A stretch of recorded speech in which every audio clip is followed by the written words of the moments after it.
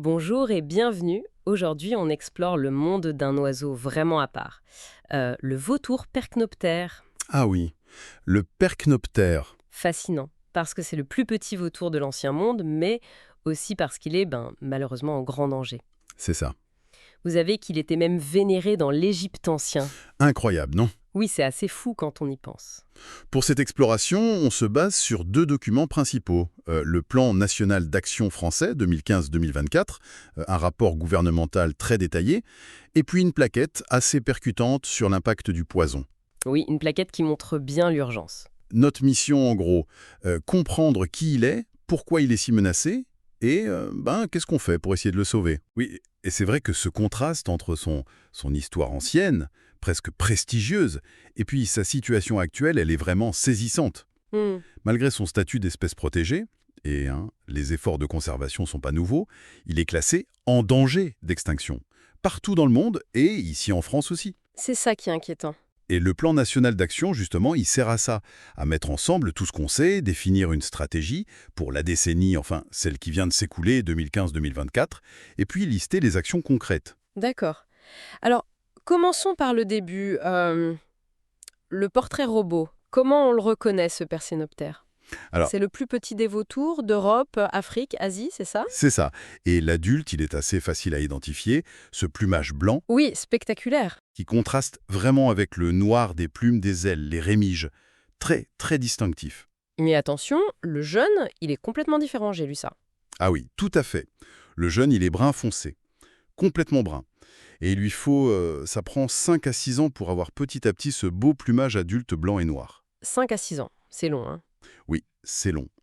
Et sa face nue, elle est d'abord un peu grisâtre et elle devient jaune vif seulement vers la 3e année. D'ailleurs, ce changement lent, c'est un vrai défi sur le terrain pour savoir exactement quel âge ont les oiseaux qu'on observe. J'imagine.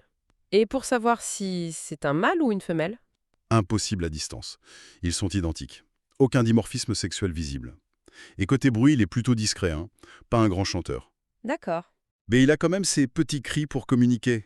Et pendant les parades, au moment de nourrir les jeunes, ou s'il y a un danger. Et il y a plusieurs types dans le monde. Oui, 3 sous-espèces. Celle qu'on a en France, c'est la Percnopterus.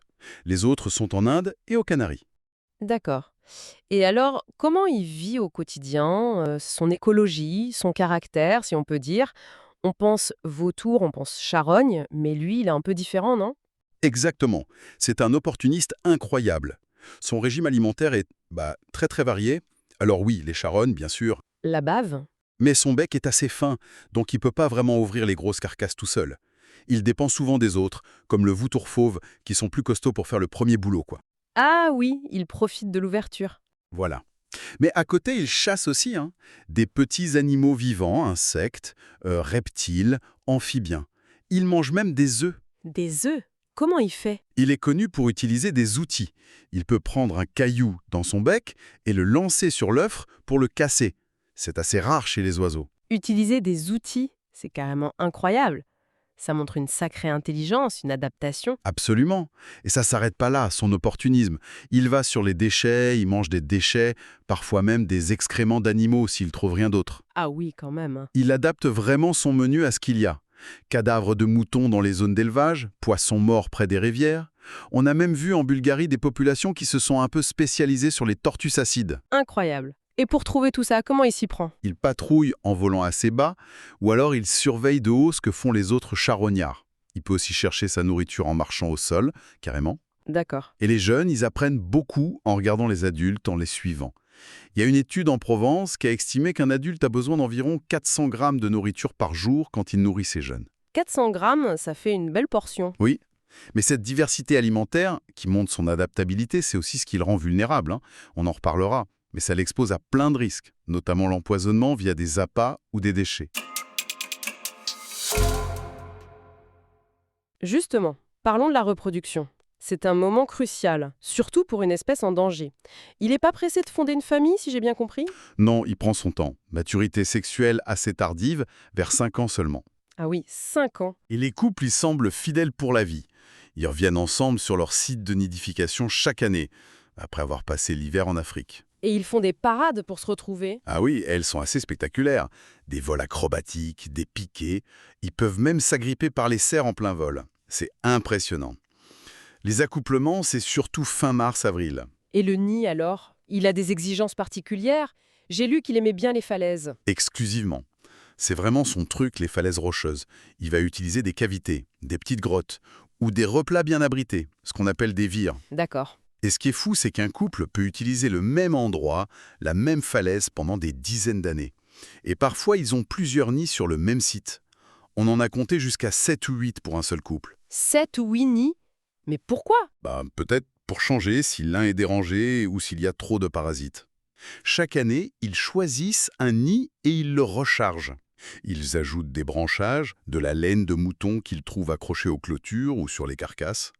De la laine de mouton? Oui, des peaux de serpent aussi, et parfois des trucs plus modernes, des bouts de plastique, du papier. Encore un signe de sa proximité avec nous, parfois un peu trop. Une fois le nid prêt, la ponte. Généralement en avril en France. Le plus souvent, c'est 2 œufs, parfois un seul, très rarement 3. L'incubation, ça dure environ 40 jours. Les 2 parents couvent, ils se relaient. D'accord, travail d'équipe. Voilà. Du coup, les poussins naissent fin mai, début juin. Et après, c'est une très longue période d'élevage au nid. Ça peut durer entre 2 mois et demi et 3 mois et demi. Ah oui, c'est énorme. Oui, c'est très long pour un oiseau de cette taille. Les parents nourrissent les jeunes en leur apportant la nourriture directement dans le bec, coupée en petits morceaux. Chose intéressante, ils ne régurgitent pas de la nourriture prédigérée comme beaucoup d'autres rapaces. Ah bon? Mhm. Et qui nourrit le plus? Souvent, c'est la femelle qui donne directement la béquée, mais c'est souvent le mâle qui rapporte la plus grosse partie des proies au nid. D'accord. Et après ces 3 mois et demi, quand il quitte le nid, l'envol? L'envol, c'est généralement en août. Mais attention, ils ne sont pas indépendants tout de suite. Ils restent avec leurs parents pendant encore un mois environ. Ah oui? Pour apprendre? Exactement. Pour apprendre les techniques de chasse ou trouver la nourriture. Et puis, c'est le grand départ. La première migration vers l'Afrique. Certains jeunes partent avant les adultes, d'autres avec eux, d'autres encore après. Il n'y a pas de règle fixe. Fascinant. Et pour l'habitant en général, où est qu'il aime vivre? Il lui faut des paysages ouverts, c'est la clé. Pâturage, garrigue, steppe. Mais toujours avec des falaises pas trop loin pour pouvoir nicher. Il n'aime pas du tout les forêts denses. Et en altitude? En France, on trouve les nids entre 130 et 1250 mètres d'altitude à peu près, souvent en périphérie des grands massifs montagneux. Probablement pour pouvoir descendre facilement vers les plaines ou les vallées en dessous, là où il y a plus de nourriture à trouver. Et son territoire, il est grand? Alors, ça dépend, hein. Le domaine vital d'un couple qui niche, c'est-à-dire toute la zone qu'il utilise pour vivre et se nourrir, ça peut varier énormément. De quelques dizaines de kilomètres carrés si la nourriture est abondante, à plusieurs centaines de kilomètres carrés si c'est plus pauvre. Ah oui, une sacrée surface. Mais alors en hivernage, en Afrique, c'est encore une autre échelle. Là, on parle de zones qui peuvent couvrir des dizaines de milliers de kilomètres carrés. 10 000? C'est immense. Oui.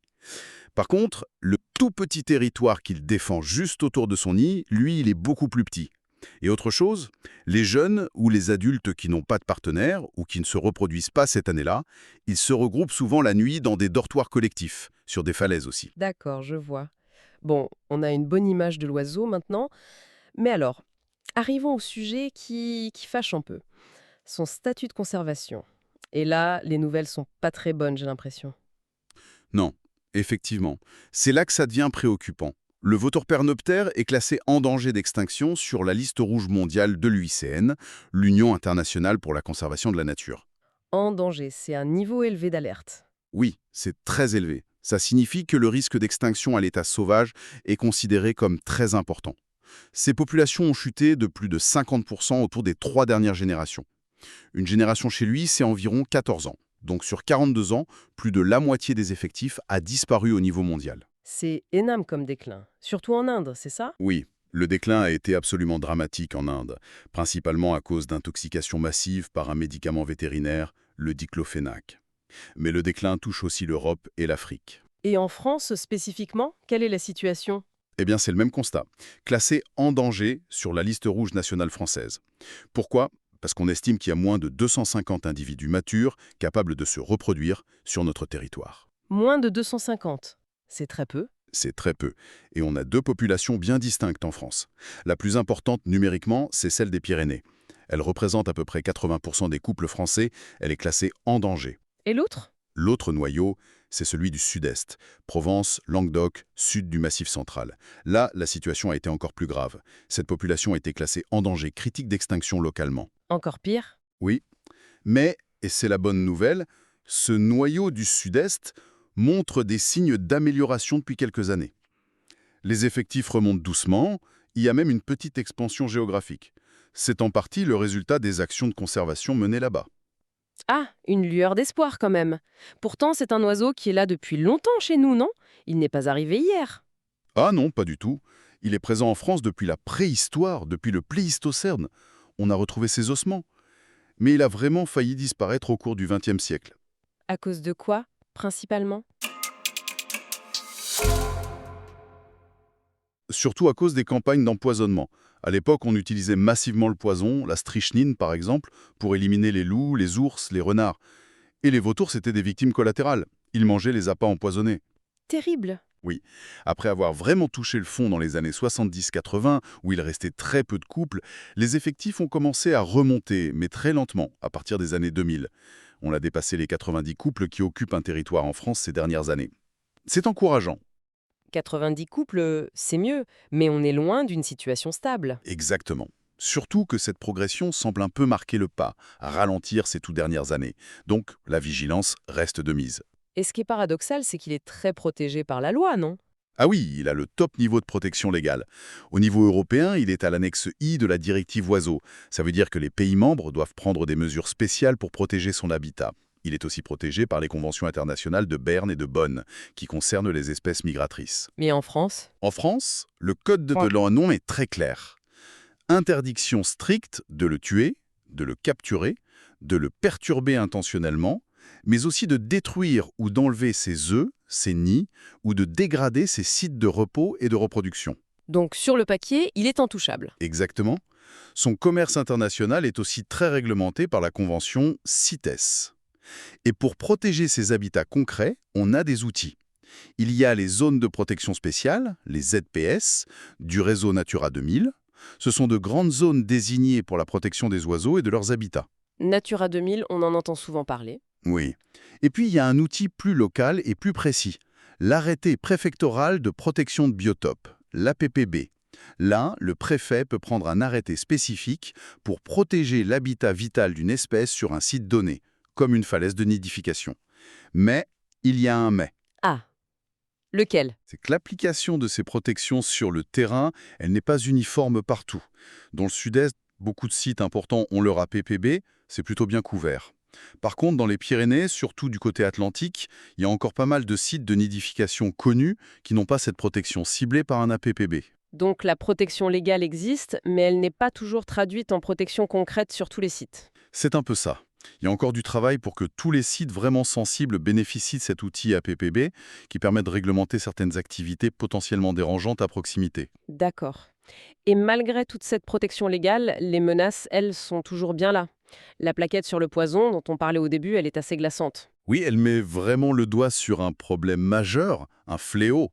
L'empoisonnement est identifié comme la première cause de mortalité connue pour les rapaces qui mangent des charognes, les nécrophages, dans les Pyrénées. La première cause? Oui. Sur la période 2005-2012, ça représentait quasiment un quart, 24%, de tous les cas de mortalité analysés chez ces oiseaux. Vautours fauves, gypaètes, percnoptères. C'est énorme. Et pour le percnoptère spécifiquement? Entre 2004 et 2018, sur l'ensemble des Pyrénées françaises, on a retrouvé 48 de ces grands rapaces morts empoisonnés. Parmi eux, il y avait 5 vautours percnoptères. 5, ça peut paraître peu, mais vu la taille de la population... Exactement. 5 oiseaux retrouvés, c'est déjà beaucoup pour une espèce aussi rare. Et la plaquette insiste bien là-dessus. Ce n'est que la partie visible de l'iceberg. La plupart des animaux empoisonnés ne sont jamais retrouvés. Ils meurent cachés dans la nature. Le nombre réel de victimes est sans doute bien plus élevé. Et comment ils s'empoisonnent? C'est fait exprès contre eux? Souvent non, pas directement contre le percnoptère. Il est plutôt une victime collatérale. Les produits qu'on retrouve le plus souvent, ce sont des pesticides très puissants et interdits depuis longtemps en France, comme le carbofurane ou le lindane. Interdit. Mais comment ils se retrouvent dans la nature? Ils sont utilisés illégalement. Des gens les mettent dans des appâts, un bout de viande, un œuf, pour tuer des animaux qu'ils considèrent comme nuisibles. Des renards, des chiens errants, des corbeaux, parfois même des chats sauvages ou des rapaces concurrents. Et le vautour percnoptère, attiré par cet appât facile, vient manger et s'empoisonne. C'est terrible. Et il y a d'autres types d'empoisonnement? Oui, il y a aussi les intoxications non intentionnelles. Par exemple, via des médicaments vétérinaires qui restent dans les carcasses de bétail laissées dans la nature.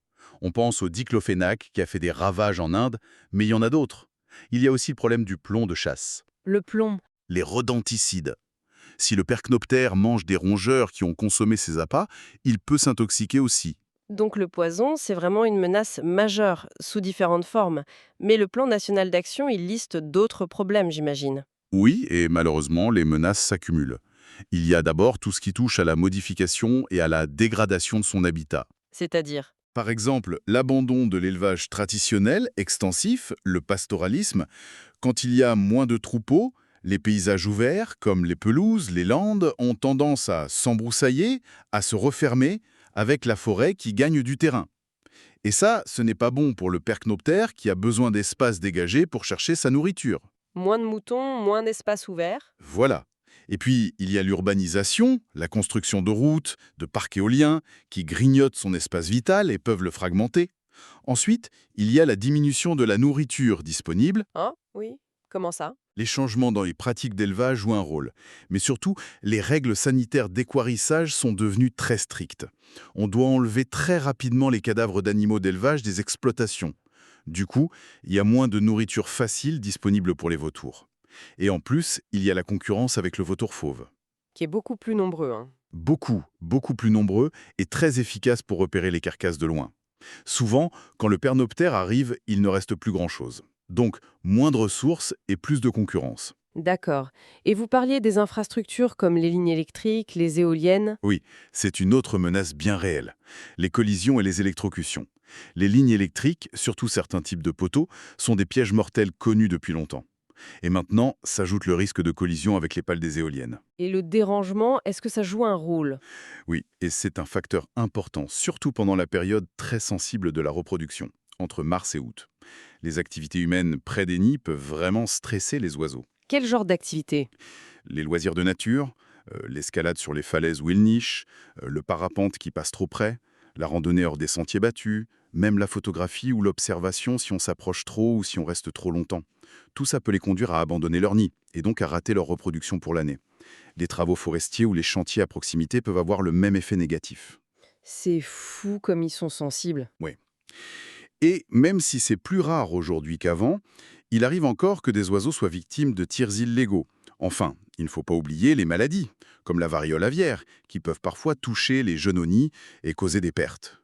Ce qui est critique, si je résume bien ce que vous disiez, c'est que ce vautour, il ne peut pas compenser facilement toutes ces pertes, toutes ces menaces. C'est exactement ça. C'est ce qu'on appelle une espèce à stratégie démographique de type K. Ça veut dire quoi, K? Ça veut dire qu'elle vit longtemps, un percnoptère peut dépasser 30 ans, mais qu'elle se reproduit très peu et très tard. Un ou deux jeunes maximum par an, et encore, pas tous les ans, et il faut attendre 5 ans pour qu'ils puissent se reproduire à leur tour. D'accord. Dans ce type de stratégie, la survie des adultes est le facteur absolument déterminant pour la santé de la population. Chaque adulte qui meurt avant l'âge normal, que ce soit à cause du poison, d'une collision, d'une maladie ou d'un dérangement qui fait échouer la repro, ça a un impact démographique énorme et immédiat. La population n'a pas la capacité de rebondir rapidement comme des espèces qui font beaucoup de jeunes très vite. C'est pour ça que chaque individu compte énormément. Précisément. Et c'est pourquoi la lutte contre toutes ces causes de mortalité non naturelles ajoutées par l'homme est si vitale pour lui. D'où l'importance, on y revient, de ce fameux plan national d'action, PNA, 2015-2024. Quels étaient ses grands buts, ses grandes ambitions face à tous ces défis? Il y avait en gros 4 objectifs principaux affichés. Le premier, c'était de mieux comprendre pourquoi la productivité reste faible. C'est un peu le point clé phare. On a plus de couples qu'avant, mais ils n'arrivent pas forcément à élever plus de jeunes chaque année. Il fallait comprendre les blocages. D'accord. Chercher les causes de cet échec relatif. Exactement. Deuxièmement, sécuriser de manière durable les endroits où il niche et les zones qu'il utilise beaucoup, comme les dortoirs. Donc protéger les sites essentiels. Logique. Troisièmement, essayer de garantir une offre alimentaire suffisante et surtout saine. Ça passe notamment par la gestion des placettes d'alimentation, ces endroits où on dépose de la nourriture spécifiquement pour les vautours. Oui, pour compenser la diminution des ressources naturelles. C'est l'idée. Et quatrièmement, un objectif très important, améliorer l'image du vautour percnoptère et des vautours en général. Travailler sur la perception qu'en ont les différents acteurs locaux, éleveurs, chasseurs, pratiquants de sports de nature, mais aussi le grand public, les élus.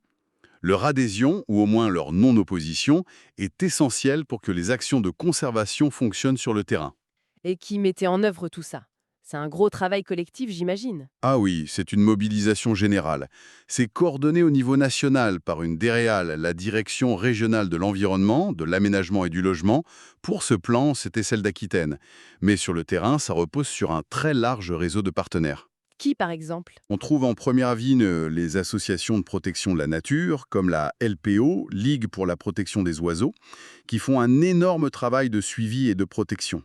Il y a aussi les parcs nationaux et les parcs naturels régionaux des territoires aux villes vautours, l'OFB, l'Office français de la biodiversité, qui a pris la suite de l'ONCFS et de l'Agence des aires marines protégées, joue un rôle clé, notamment pour la police de l'environnement et l'expertise scientifique.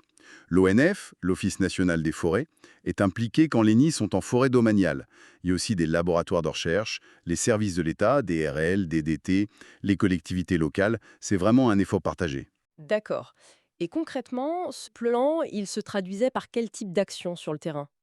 Sans forcément entrer dans tous les détails, mais pour qu'on ait une idée plus précise. Le PNA y détaillait 23 fiches actions qu'on peut regrouper en quelques grands axes.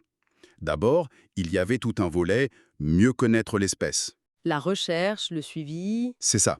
Ça passe par un suivi très précis de chaque couple, chaque année. Est-ce qu'il est là? Est-ce qu'il pond? Combien de jeunes à l'envol? C'est la base. Ensuite, développer le bagage des oiseaux, avec des bagues métalliques et des bagues colorées lisibles à distance. Ça permet de reconnaître les individus et de suivre leur histoire.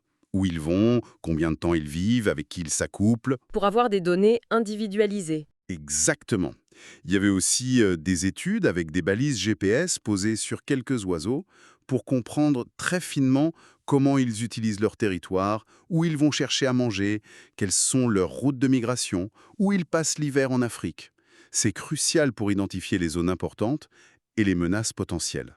Et les analyses en laboratoire. Oui, analyse génétique, pour voir s'il y a des liens entre les populations des Pyrénées et du Sud-Est, pour évaluer la diversité génétique. Et bien sûr, dès qu'un oiseau est retrouvé mort ou blessé, analyse toxicologique systématique pour savoir s'il a été empoisonné et par quoi. On cherchait aussi à évaluer l'efficacité et la bonne gestion des placettes d'alimentation. Très bien. Et ensuite, il y avait des actions de protection plus directes. Oui, le deuxième grand axe, d'abord cartographier très précisément les zones les plus sensibles autour des nids et des dortoirs, ce qu'on appelle les zones de sensibilité majeure, ZSM, et ensuite diffuser cette information à tous ceux qui peuvent avoir une activité dans le secteur, exploitants forestiers, organisateurs d'événements sportifs, entreprises de travaux publics, pour qu'ils évitent de déranger les oiseaux pendant les périodes critiques. Anticiper les conflits potentiels. C'est l'idée. Il y avait aussi des actions pour maintenir ou restaurer les milieux ouverts dont il a besoin, par exemple, en soutenant certaines formes de pastoralisme. Gérer l'offre alimentaire via les placettes, on en a parlé, et puis réduire les risques liés aux infrastructures. Les lignes électriques, les éoliennes. Voilà, identifier les lignes électriques et les poteaux les plus dangereux et travailler avec les gestionnaires de réseau pour les neutraliser, les rendre moins dangereux, isolation des câbles, dispositifs anti-perchoirs. Pour les éoliennes, essayer de mieux prendre en compte la présence du vautour dans les études d'impact et le choix des sites. Et bien sûr, la priorité des priorités, lutter contre l'empoisonnement. Comment? Via le réseau Vigilance Poison. C'est un réseau qui implique l'OFB, les associations, les vétérinaires, pour pouvoir réagir très vite si un animal suspect est découvert, sécuriser la zone, chercher d'autres victimes ou des appâts, faire les analyses. Il y avait aussi un objectif d'améliorer la prise en charge des oiseaux trouvés blessés dans les centres de soins spécialisés et encourager l'utilisation des outils réglementaires comme les APPD pour protéger juridiquement les sites les plus importants. Et le dernier grand volet du plan, c'était la communication, la coopération. Essentiel, oui. Sensibiliser tous les publics, expliquer pourquoi les vautours sont utiles, qu'ils ne sont pas dangereux, qu'ils font partie de notre patrimoine naturel. Déconstruire les vieilles peurs ou les idées reçues, s'adresser aux agriculteurs, aux chasseurs, aux randonneurs, aux grimpeurs, aux élus locaux, au grand public. Faire de la pédagogie. Exactement. Il y avait aussi des actions spécifiques d'éducation à l'environnement, notamment pour les scolaires. Gérer et partager toutes les données scientifiques collectées, c'est aussi une action importante pour que tout le monde ait la bonne information. Et enfin, la coopération. À quel niveau? À la fois au niveau national pour animer le réseau de tous les acteurs qui travaillent sur le percnoptère en France et au niveau international. Parce que c'est un migrateur, il faut collaborer avec l'Espagne, le Portugal et surtout avec les pays africains qui se trouvent sur ces routes de migration et dans ces zones d'hivernage. C'est indispensable. D'ailleurs, la plaquette sur le poison, elle cite l'exemple de l'Andalousie, en Espagne. Ah oui, vous l'aviez mentionné. Ils ont réussi à réduire les empoisonnements. Oui, ils ont réussi à diviser par 2 le nombre de cas d'empoisonnement de la faune sauvage en 10 ans. C'est un résultat spectaculaire. Et comment ils ont fait? Quelle était leur recette? C'était une stratégie très complète et volontariste. Ils ont mis en place des brigades canines spécialisées, des chiens entraînés pour détecter les appâts empoisonnés sur le terrain. Très efficace. Des chiens renifleurs de poison? C'est ça. Ils ont aussi beaucoup investi dans la formation des gardes nature, des policiers et même des juges pour qu'ils connaissent mieux le problème et sachent comment traiter ces affaires. Et surtout, il y a eu une volonté politique d'appliquer la loi de manière plus stricte et plus dissuasive contre ceux qui utilisent illégalement le poison. Donc une combinaison de moyens techniques, de formation et de répression. Exactement. Et ça montre que ce n'est pas une fatalité. Quand on met les moyens et qu'il y a une vraie volonté, on peut faire reculer ce fléau de l'empoisonnement. C'est un exemple encourageant. Oui, vraiment. Pour résumer un peu tout ce qu'on a dit, le vautour pernoctaire, c'est un oiseau qui ne laisse pas indifférent. Un peu un symbole chargé d'histoire, presque mythique avec son lien avec l'Égypte ancienne, et qui pourtant aujourd'hui lutte pour sa survie à cause de nous, de nos activités. C'est tout à fait ça. Les menaces sont multiples, on l'a vu, l'empoisonnement, la transformation des paysages, le manque de nourriture, les infrastructures, le dérangement. L'empoisonnement et les changements de son environnement semblent être parmi les plus graves. Oui, ce sont des facteurs clés. La France a une responsabilité particulière puisqu'elle accueille une bonne partie de la population européenne, surtout dans les Pyrénées. Elle s'est donc dotée de ce plan d'action pour essayer d'inverser la tendance. On voit quelques petits signes positifs, une légère remontée, surtout dans le sud-est. Oui, il y a des motifs d'espoir. Mais la situation globale reste très fragile et le chemin est encore long. C'est exactement la conclusion qu'on peut tirer. Ce plan national d'action, il est essentiel. Il se concentre logiquement sur ce qu'on peut maîtriser ici, sur notre territoire. Protéger les nids, essayer d'assurer de la nourriture saine, réduire la mortalité causée par nos activités. C'est la base indispensable. Mais ce n'est peut-être pas suffisant. C'est la grande question. Il ne faut jamais oublier que le percnoptère est un grand migrateur. Il passe une énorme partie de sa vie, tout l'hiver, mais aussi toutes ses premières années avant de se reproduire, à des milliers de kilomètres d'ici, en Afrique subsaharienne. Sur des territoires immenses, on l'a dit. Oui, c'est vrai. Et ça soulève une réflexion importante. Est-ce que nos efforts ici, en France, aussi nécessaires soient-ils, peuvent à eux seuls garantir l'avenir à long terme de cette espèce? Sa survie dépend aussi énormément de ce qui se passe sur ces routes migratoires et dans ces quartiers d'hiver en Afrique.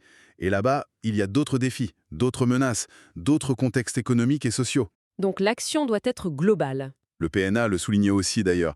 La coopération internationale et surtout une bien meilleure compréhension de ce qui se passe pour lui en dehors de l'Europe sera sans doute la clé absolue pour assurer un véritable avenir à long terme à ce pharaon de nos montagnes, comme on l'appelle parfois. L'enjeu dépasse largement nos frontières.